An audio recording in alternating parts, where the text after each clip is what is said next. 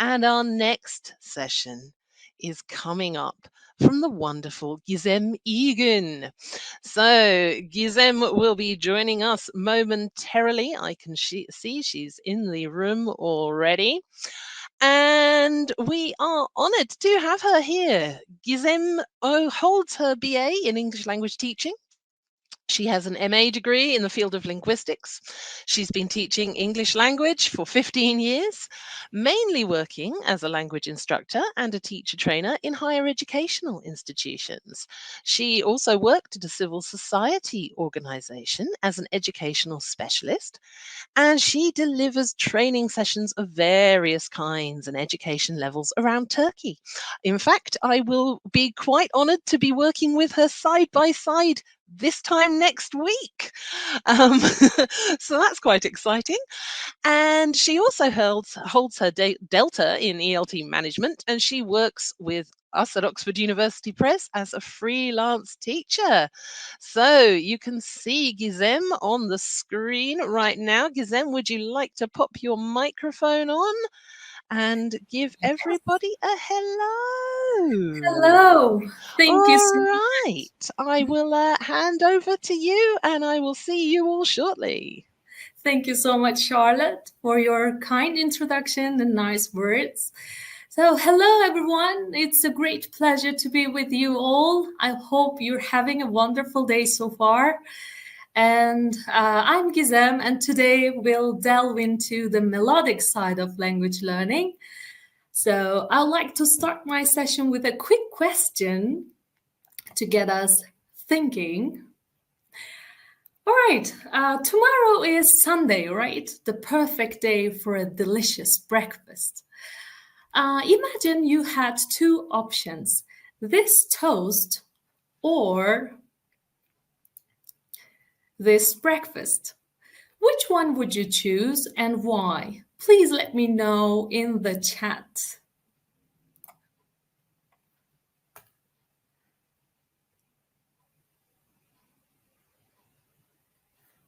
Hello, everyone. Okay, wow, it's really fast. 2, 2, 1. Okay, I think most of you prefer the second one, right? The breakfast. Right. Okay, but I cannot catch your reasons for that. Okay, good.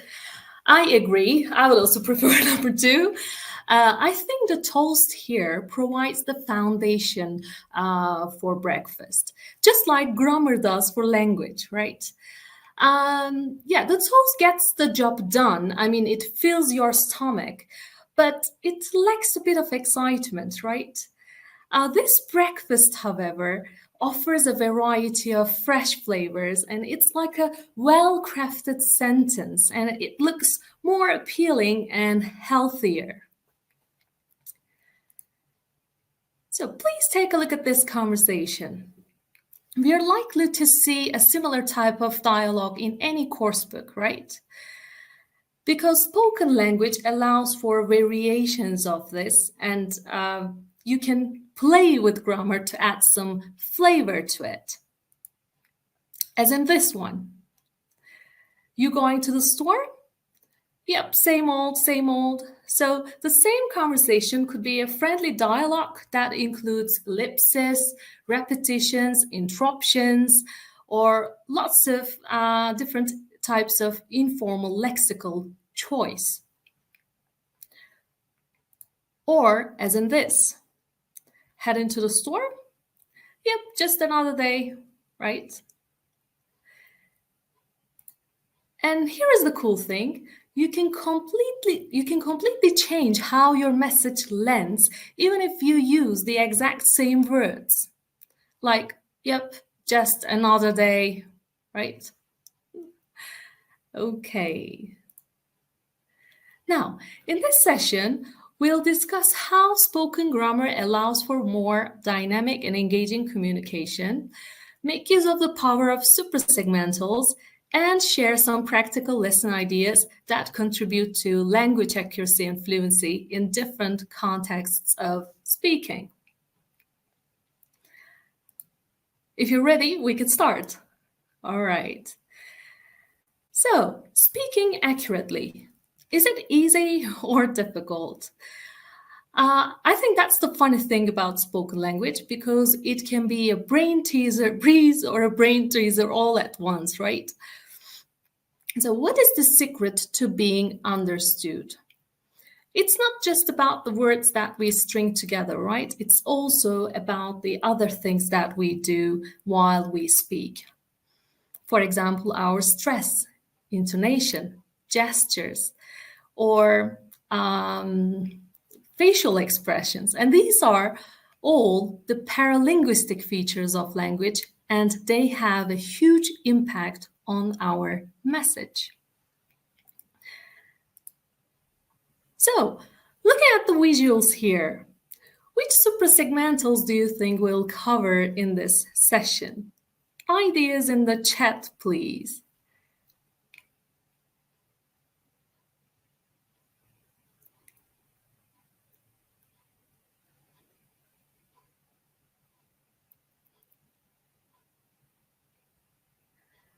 All right. Yeah. Intonation, stress, right? Okay. Very good. So here they are: tone, intonation, and pose. Exactly. Wow. You're amazing. All right. Yeah. But why do they matter in spoken language? I have a few points here, but they're missing, right? I need your help to fill those in. Could you please help me through the chat box? So, why do they matter in spoken language?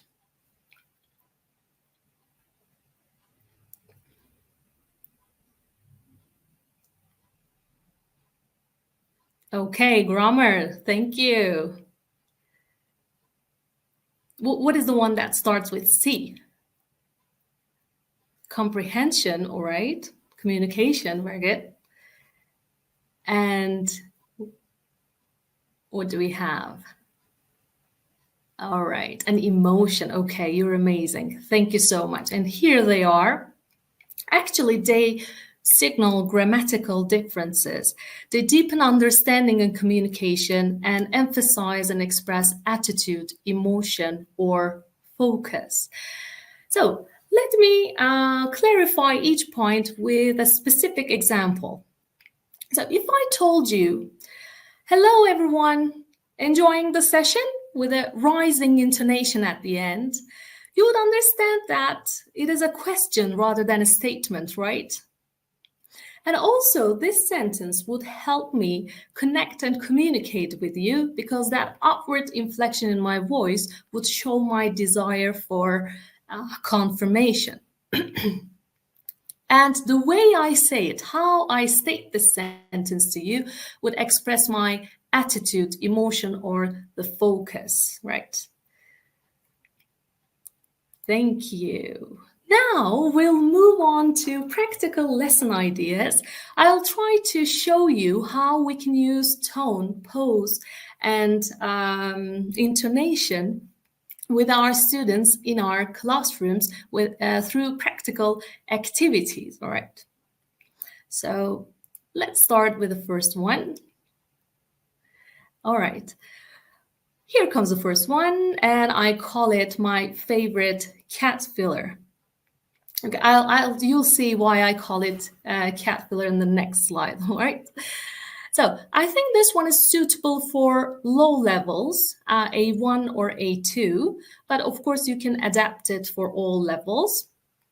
And we're going to talk about those little words that we use in spoken interaction, gap fillers here. So before we start this activity with our students, maybe it might be good to have a quick chat with them about the gap fillers they use in their daily conversations they hear and use, and maybe what they might mean to them, right? Pausing to think, searching for words, and etc. So I'd like to ask the same question to you. Which gap fillers do you find yourselves using most often in your conversations?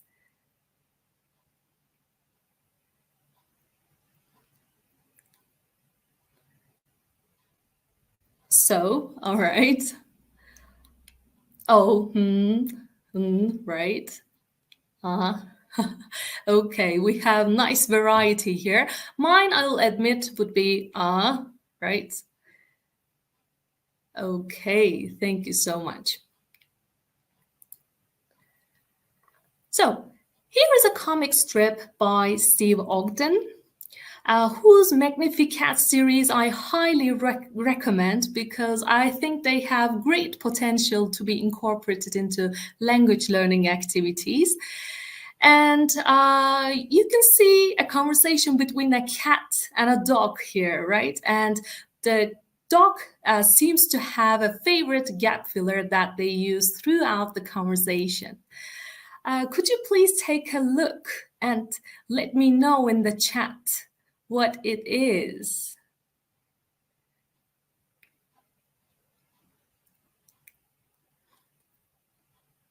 Right. Okay, you have different guesses. All right. Oh, well. I'm sorry, I cannot enlarge it. I'm afraid. Okay. Oh, it's too small to read, but some of you could catch it still. Thank you so much. All right. Your guesses are all correct, so it's okay. And could you please take a look at the last panel and tell me, how does the last one, final here, differ in sound than the others? It's definitely shorter and louder and sharper, right? It's like, okay. And this change in intonation actually shows the dog's frustration with the cat's constant interruptions. And I think this is a great way to explain how intonation changes meaning behind a simple word to our students. I really like this story, and I really enjoy practicing this story with my students. We sometimes act it out together, right? And I highly recommend that you do the same. They'll enjoy it a lot. Okay. Now, with higher age groups, with higher levels, you can take this activity one step further and ask your students to use a website like Youglish to search for videos where they can find different examples of these. I mean, where these common fillers are used in different tones. And once they have found some examples of these, why not share them with their classmates, right? As you can see here, we have two different videos. Actually, these are screenshots from the videos where the gap filler O is used in different meanings. So students can do the same. They can find some videos and share with their friends where the meanings differ, and they can ask one another. All right. All right. Now, I think the best part of this activity is to show our students that thinking out loud or pausing to think are natural features of communicating, and there's nothing wrong with them as long as you don't overuse them, right? And additionally, while analyzing different types of conversations, students can discover the different varied meanings of these common fillers, especially when they are used for different purposes. All right. Thank you so much. And now I'd like to move on to my next activity. Okay, ready for another one? All right, great. If you're ready, I can share my thoughts on this with you. So I'm sure you all enjoy practicing tongue twisters with your students, right? Okay, and you mainly do this to practice fluency, right? Improve their fluency, or maybe just pronunciation. For pronunciation, you use it.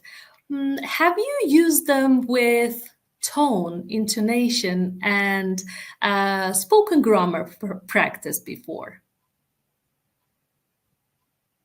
Yeah, and actually, this one addresses them all because we have some elements of spoken grammar in it. And also, as you can see, we have a question in it. So it ends with a rising intonation, which makes it a bit challenging and fun for your students, right? So let's try to say it quickly. Think you can think of 5 funky facts fast? Okay, don't forget the rising intonation at the end. Is it easy to say it?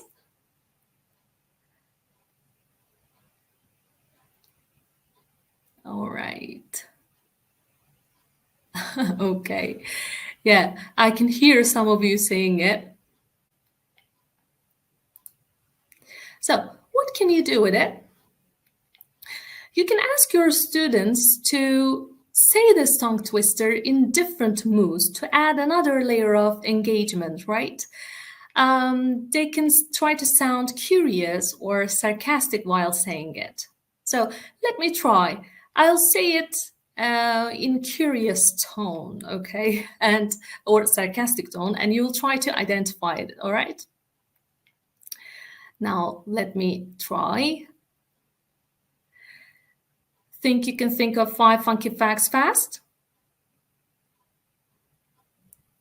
Am I being curious or sarcastic here? What do you think? Sarcastic. All right, good. Thank you. All right. And think you can think of 5 funky facts fast? Here, I'm curious, Lara. Thank you. All right, so you can try it with your students, and I assure that they'll enjoy it a lot. All right, and to take it to another layer, again, we're increasing the level of challenge here. You can ask your students to emphasize different words or word groups in the dialogue, in the tongue twister, right? And I usually add a rap beat to this activity just to engage and motivate my students more. So shall we give it a try? All right. But first, let me see if you can hear me. Can you hear my sound?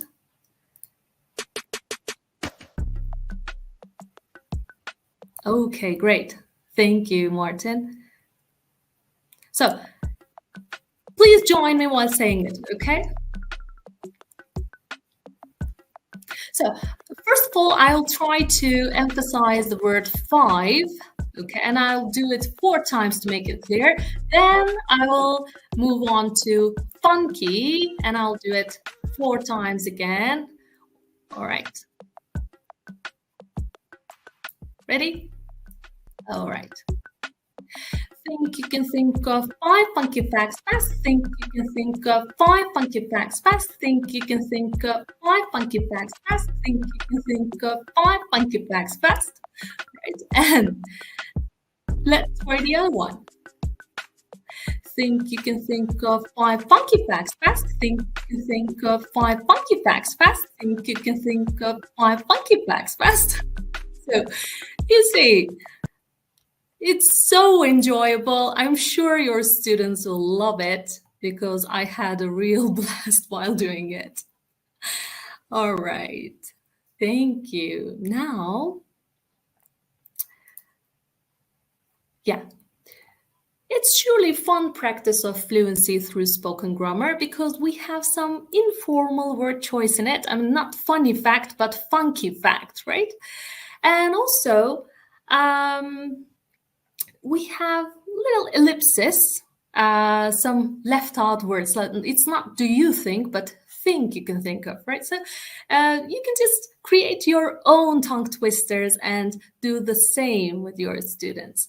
And while practicing this, students convey emotions through pitch, volume, and pacing, which is good for their intonation.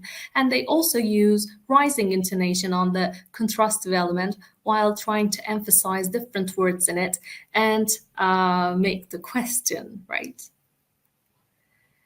All right. Now, let's move on to our next activity. And I call this activity breaking news, but this is the first part of the activity because it has two parts. It's one of my favorites, and I think it's a good one to practice the melody in spoken language. So in this part, students get to become news anchors themselves, okay? So they need to be really lively, sound lively and energetic. Okay, assume that you want your students to prepare a news report to announce ELT in pairs. Here, I just wanted to use ELT because I wanted to use our shared knowledge here just to make it meaningful and interesting for you. But of course, you can change this news story depending on your students' level and interest. You can totally change it, okay? So, as you can see, I provided them with some key points that I want them to cover in their news report. But before we start the activity, of course, it's a good idea to have a quick chat with the students about the certain characteristics of news presentation first. For example, how many of you, first you can ask your students just to activate schemata, how many of you listen to or watch the news? And news speakers have a specific way of speaking. How do they sound? What kind of expressions do they use? Okay, such kind of questions. And then you can move on to the activity. All right, so now it's time for the students to plan their speeches. So you can remind them that they need to sound really enthusiastic and get the audience hooked, right? And for this, we need our students to use some spoken language phrases, right? And here you can see some of them. You can provide your students with these. And then once they are ready, they can share the parts of the news report and rehearse. But for this, I mean, in order to get prepared for this, I think first of all, you need to provide your students with maybe some equipment, right? You can make it livelier for them. If you have a mic like this, karaoke mic, or if you have some glasses, or if you can make them watch some videos beforehand, just to make them listen and observe how the news anchors sound, then they would feel more comfortable with it. And I think they would start doing it directly, right? So, shall we give it a try again? Do it together. Okay, now, let's see.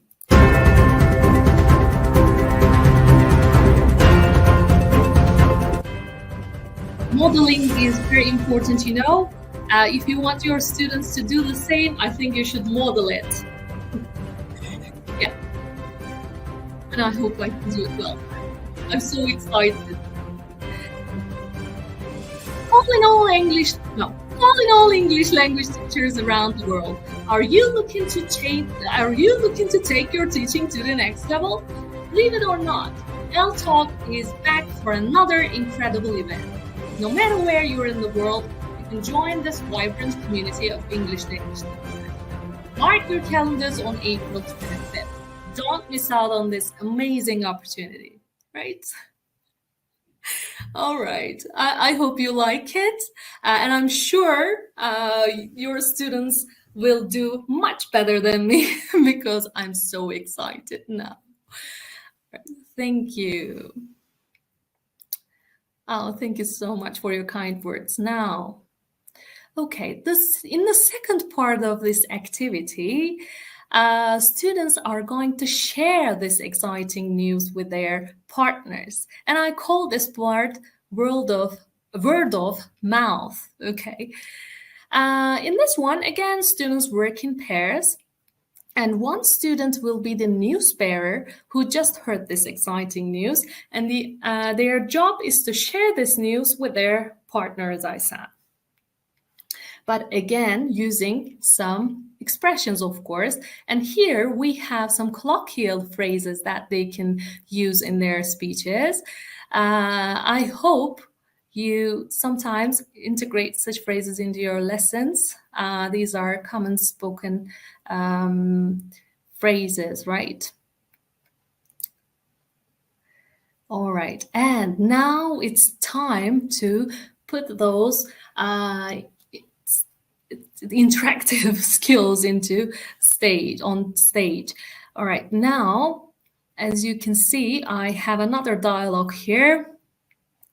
And we'll try to ask the students to adjust their voice to match the secrecy, excitement, or disbelief in this dialogue, right? So that's important. They'll try to sound natural again. Ready to go? All right. Now, let's see how we can do it.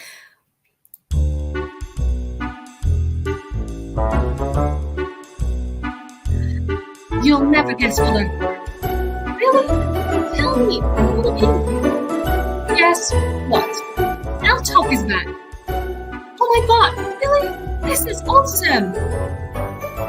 They're having another event on April 25th. Perfect. Let's mark our calendars. Sounds like a plan.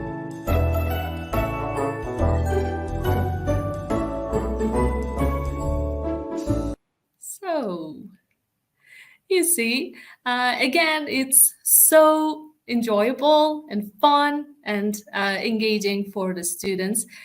And I hope you try this. So what are your thoughts on this activity? Could you please share in the chat? Okay, you say great, fun, wonderful idea. Yeah. Wow, someone did it. That's great. All right. Thank you. All right. Yeah, actually dividing this activity into two parts allows for practice of both types of speech. Because in breaking news, we have a monologue, right? And it might include some complex structures and lexes along with signposting language. In contrast, in word of mouth, the tone is a bit informal, so it's more focused on spoken English. And in both of these activities, we practice varied tone, intonation, and strategic pause because after some expressions like guess what or you'll never guess what I heard, students need to pause a bit, right? Just to wait to make sure whether their partner is listening, is guided to listen. Yeah. Sorry. Can you hear me? Okay. Yes, you're coming through fine. Okay. Thank you. Yeah. Now we'll move on to question attack, which is the second activity. Oh, sorry, the third activity, I guess. In this activity, students practice different types of questions and their corresponding intonation patterns, right? But before we start, let's refresh our own knowledge on different types of questions and the intonation patterns that we use with them. What type of intonation do we use with open questions?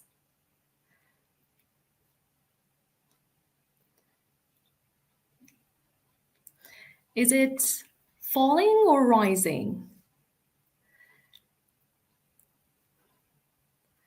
Falling. Okay, falling or rising? Which one do you think? Okay. Yeah, with open questions, I mean, WH questions, we use falling intonation, right? Let me repeat the question. What kind of intonation do we use in open questions? So you see how my voice lends, right? Yeah, that's falling. And with yes/no questions, closed questions, we use rising intonation. All right. 10 questions are a bit tricky, though. It depends on our purpose, whether we use falling or rising intonation. If you want to confirm, you use rising intonation. But if you want to just add a comment, make a comment, then you use falling intonation.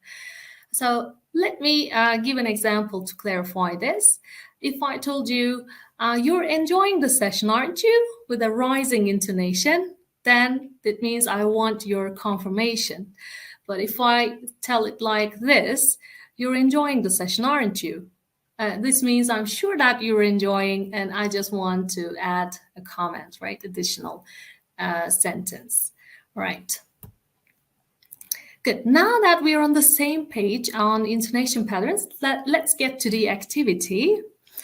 Here, as you can see from the information provided at the top of the screen, Alex from our dialogue is in big trouble, right? And they're going to, Sarah and Alex are going to ask some questions to one another and keep this conversation going, right? So let's give it a try together.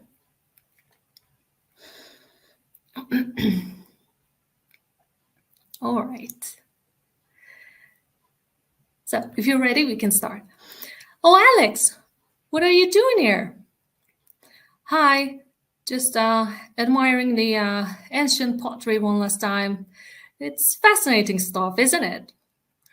And Sarah is a bit sarcastic here, right? At 9 p.m., isn't it too late? And Alex says, well, you know me, always the dedicated student of history.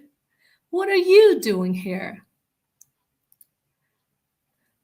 So Sarah says, just leaving a meeting with the museum director. Funny thing, someone borrowed a very valuable necklace from the Egyptian exhibit earlier today. Did you hear that? Right?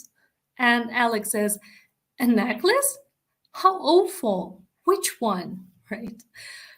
And Sarah, the one that belonged to a pharaoh, you know, but I'm sure they'll find it out soon. They have good security here, don't they? So it falls a bit. And Alex says, well, I certainly hope they catch the culprit. So, well, good run. See you later, Sarah. He's a bit irritated, but he gets away with it, right? All right. So, you see, using different types of questions, students can keep the conversation going and also practice intonation, right? All right. Now, I think it's fun practice of informal interactional speech, and this dialogue includes falling, rising, and falling, rising intonation practice because of the disbelief we have here. And it's also suitable for employing the intonation exaggeration technique because we can make Sarah's speech here a bit longer, right? Because especially when she says at 9 p.m., or isn't it too late, right? You can exaggerate these parts and students will enjoy it more. Definitely read them as well, Leah. All right.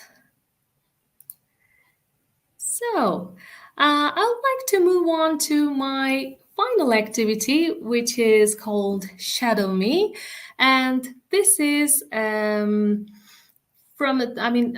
this is a technique. Shadowing is a technique that is used to improve your students' pronunciation or intonation by mimicking natural speech patterns. And at this stage, we'll make use of a YouTube video, but I'll only show you a short part of this video because I just want you to get an idea about it. Later, maybe if you like the video, you can use it, the rest of it, and tell me whether it went well or not. But today we'll only use a short part of it. And of course, before students watch it, it might be good to have some screenshots from the video and have some warm-up questions for your students just to get them ready for the topic, right? So like, who are these people? What are they doing? What's the relationship between them? And etc. Okay, and here are the first lines by Laura and Baz. And we'll watch the clip and see how they sound, all right?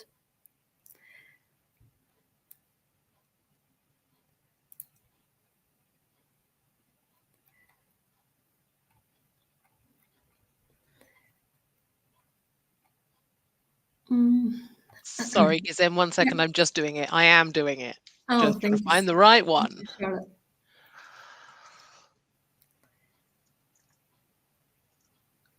I think it's this one.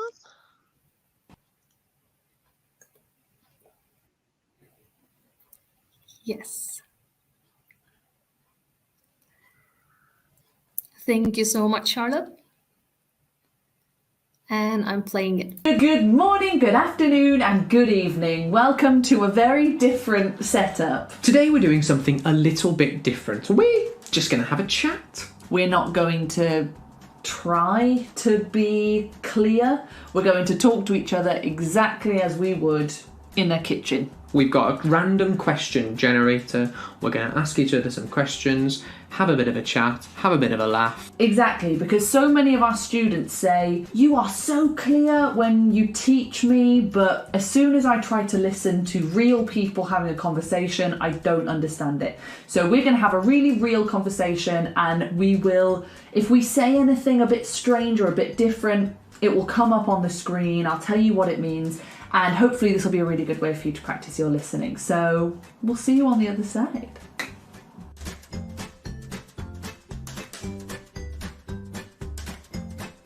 Bez, how you been? How was your Christmas? You were there. You were there the whole time. Did you have a nice Christmas? I had a lovely time. What was your favourite bit about Christmas? My favourite part about Christmas was... Me being there. Probably. Boxing Day. I liked Boxing Day. That was a good day. What do you like about Boxing Day? So it's like Christmas Day, but it's more football. There's more football. Exactly. I knew you were going to say that. Played chess with your dad. Hey. Yeah, as I said, it's a super short video clip and we'll only watch this part of it. And, oh, sorry. I think I clicked on something wrong. Okay, yeah, thank you. All right. Yeah, and here are the first lines by Laura and Baz again. So after students watch the video, you can ask them to focus on the first lines again, right? And just go over them. So here I wanted to show you as a complete video, the whole part, but if you do it with your students, you can pause the video, of course, at relevant parts and ask your students to repeat the conversation as closely as possible by paying attention to intonation, tone, and even their poses, if possible. And let's analyze it together. Here, Laura starts with a friendly greeting, right? She says, Bess, how you been? How was Christmas? So she asks two open questions with falling intonation. And then Bess continues. He's a bit surprised and he blurts out, right? He says, you were there. And Laura laughs.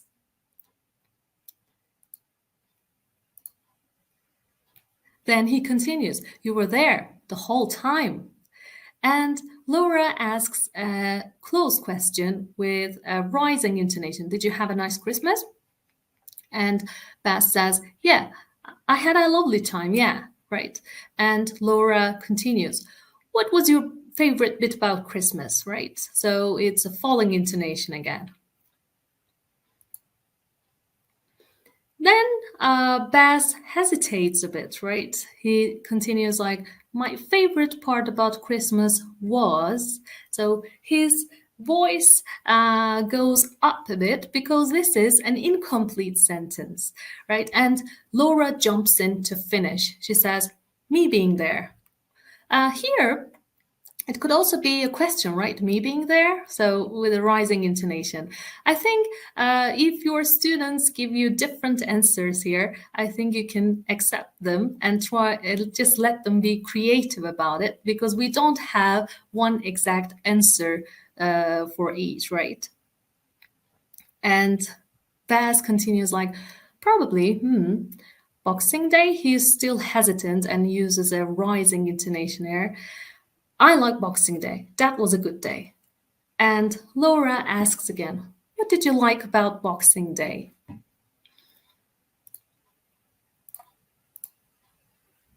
So I think from some point forward, you can ask your students to take a look at the dialogue transcript and just think how they themselves would say these lines, okay? And then they can watch and compare their versions with the ones in the video. And I think this part is a good point, good spot to stop, because as you can see from the first lines of Bess, it starts with old information and then continues with new information where we have different intonation patterns. He says, so it's like Christmas Day, but it's more football. So when he mentions the old information here that the listener already knows, he uses rising intonation, but when he adds new information, when he finishes his sentence, we can hear that he used falling intonation, right? So it's like Christmas Day, but it's more football. Right? Yeah. And yes, that's amazing. Students can also create their own versions and dub. I agree with you.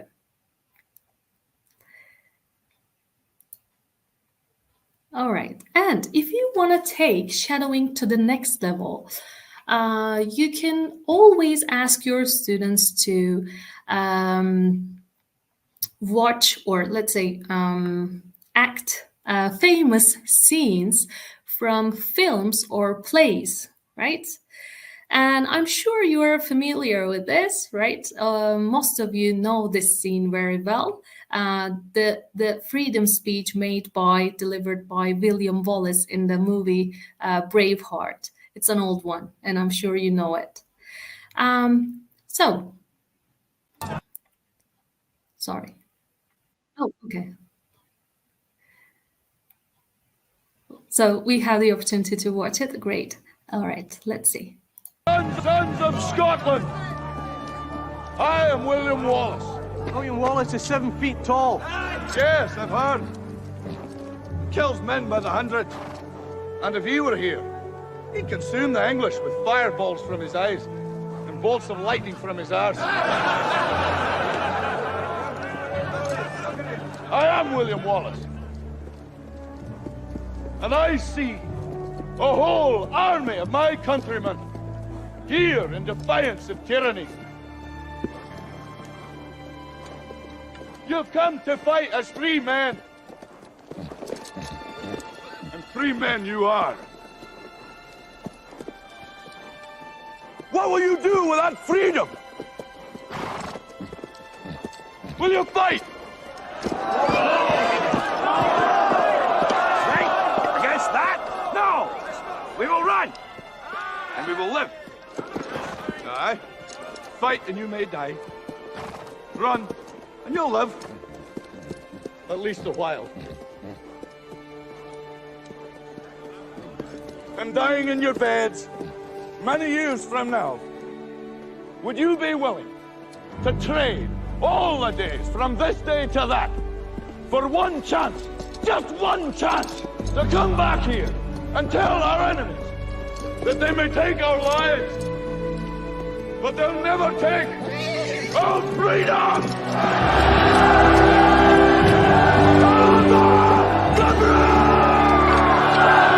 Right. So, you see, we can use such famous scenes from movies or plays and ask students to work in pairs. And one student could be the silent actor trying to mime and act the scene. And the other student could be the voiceover trying to read out the story with emotion and feeling, right? All right. I'm sure some of you have already tried it. All right, and I think shadowing technique can be practiced anywhere and anytime. So this is the good part of it. So its beauty lies in its flexibility.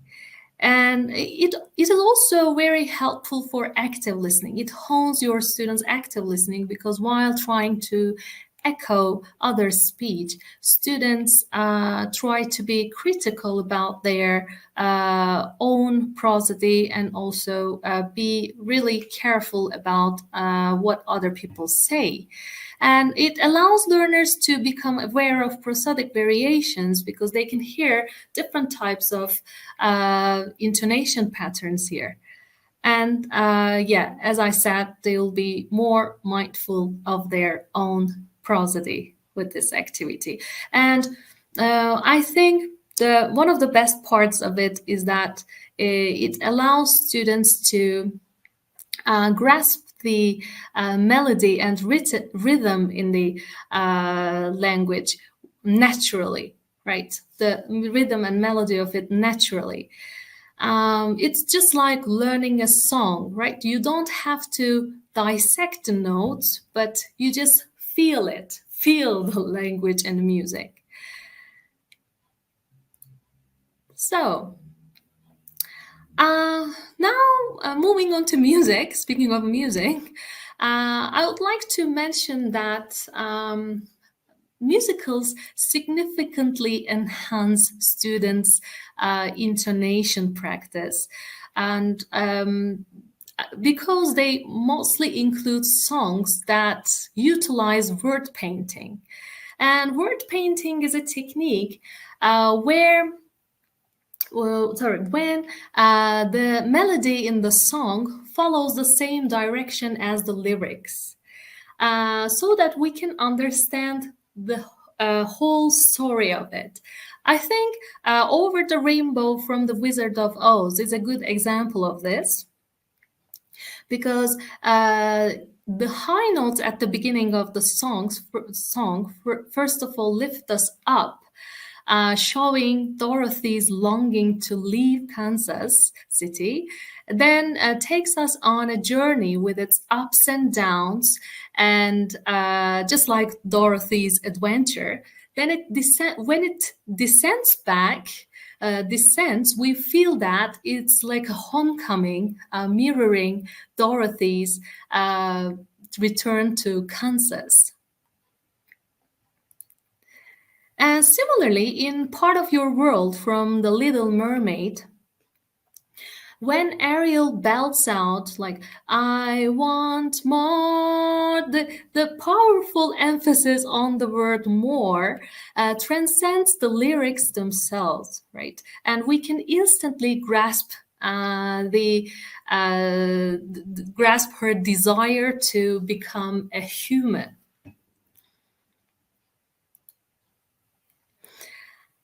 Take my new philosophy from You're a Good Man, Charlie Brown as an example. You can hear you can hear Sally's you can hear the ups and downs in Sally's voice a lot.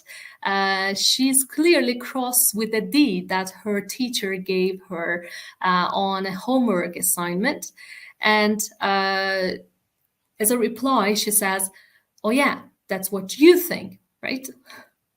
And upon hearing this, her friend Schroeder says, why are you telling me, right? And here we have a nice conversation between them. This conversation starts, and Sally says, oh yeah, that's what you think. What? That's my new philosophy. Oh yeah, that's what you think. And Schroeder says, what? Well, why are you telling me? What? Why are you telling me? Right? So, why are you telling me quickly becomes Sally's new philosophy.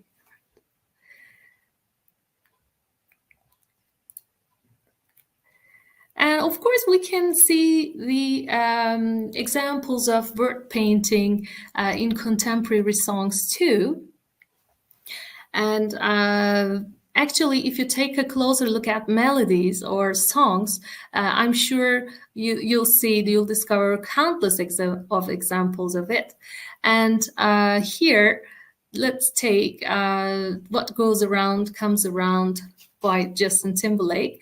The emphasis on the word around actually perfectly mirrors the repetitive nature of the chorus and also the karma expressed in the song. Yeah, definitely. It's a good idea for students' independent work, Karen. All right. Yeah. On a final note, I would like to state that prosody plays a crucial role in language learning. And with its rise and fall in pitch, it creates dynamic and engaging communication because prosody is what conveys emotion and feelings, right? And the more opportunities we provide our students to practice spoken language, the more confident and fluent they'll become, right? Yeah, just to add, I have some AI tools that could be useful for your students to practice intonation and also spoken English. I hope you know them, and maybe you can share your ideas with me later after I finish. The first one is Ego AI. And on this website, students can watch videos of different types, lesson videos of different types, and they can have the opportunity to practice shadowing. They can repeat the sentences, the statements provided in these videos, and the tool gives feedback on their accuracy, fluency, and completeness. And the second tool that I can recommend is TalkPal. On TalkPal, students have the chance to talk to AI simulators. Have conversations with AI simulators and AI partners, and they can take on different roles and characters where they have the opportunity to convey different emotions and feeling.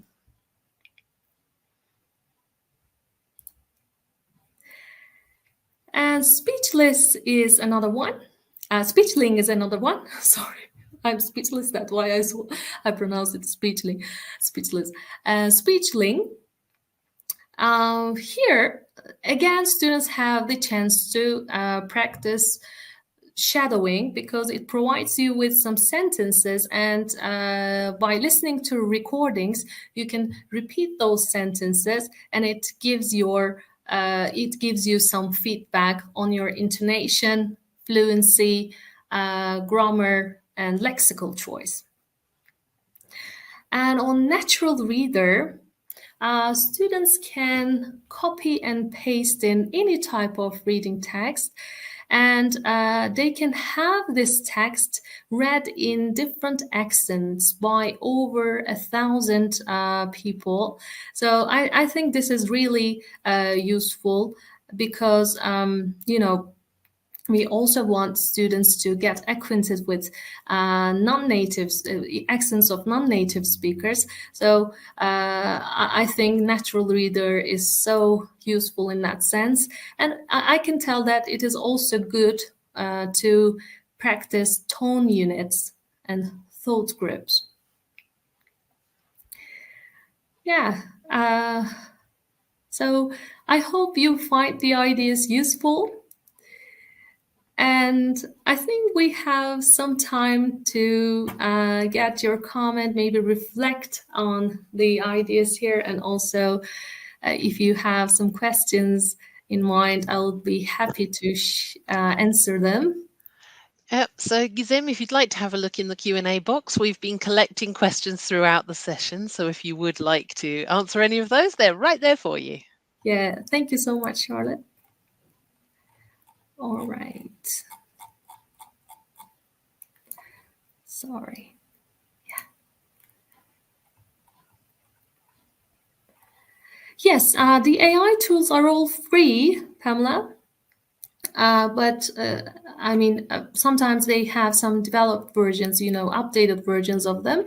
But for the time being, they're free and all students can make use of them. So I think that's a good thing to have. Shadowing, as I said, is a technique that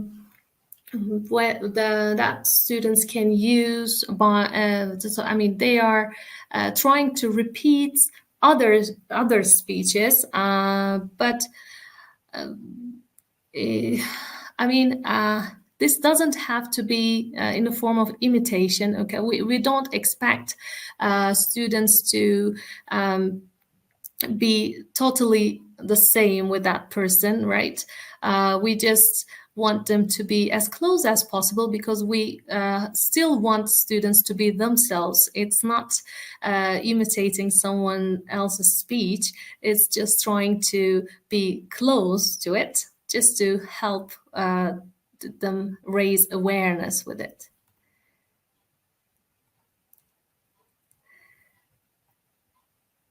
And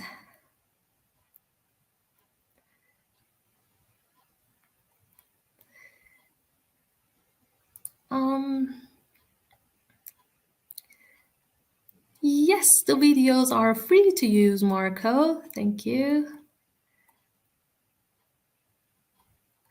And Maria Rosa, you asked where we can find the right resources to use spoken language. I think all songs, films, or books in particular might be useful for that. So as a teacher, if you have some films that you know and you find reliable, some scenes or books in mind, some phrases, you can jot them down and share them with your students. So that would be really helpful for colloquial language use, I think. So as long as you find them reliable, they would be okay for your students, I think. So the important thing here is to check before you share them with your students.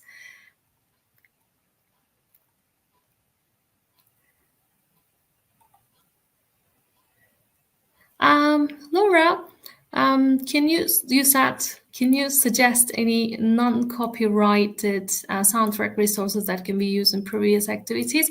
Actually, I found these on Pixabay, so they were all royalty-free sounds, so you can make use of them and find them there.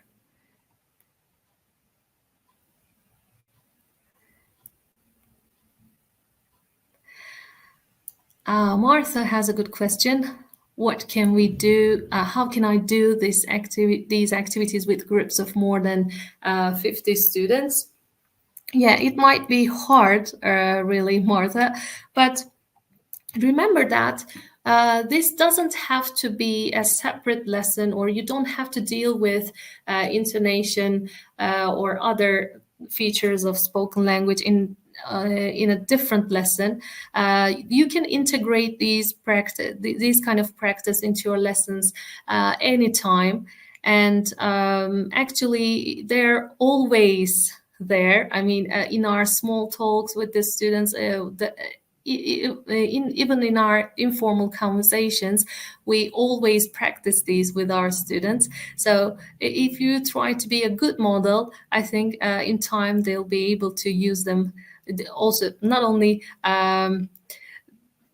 understand them, but also be able to use them naturally in their own speech.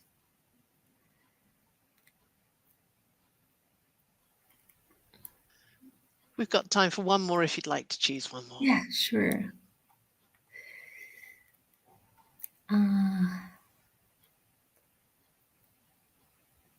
How do you choose your background music? Do you have a particular resource, Lisa? You asked. Okay. Actually, I just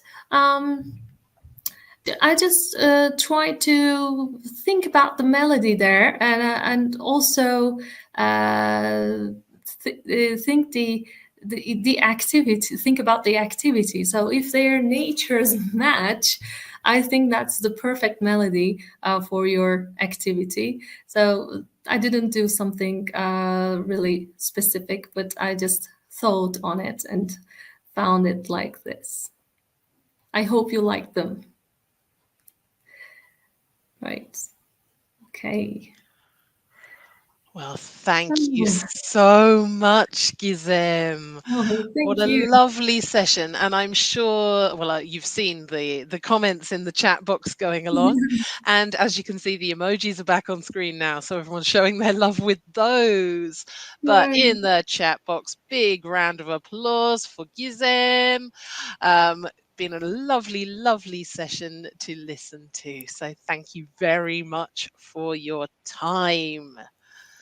Actually, it's my pleasure. It's been a real privilege for me to be with you and share ideas with you. Thank you so much, Charlotte.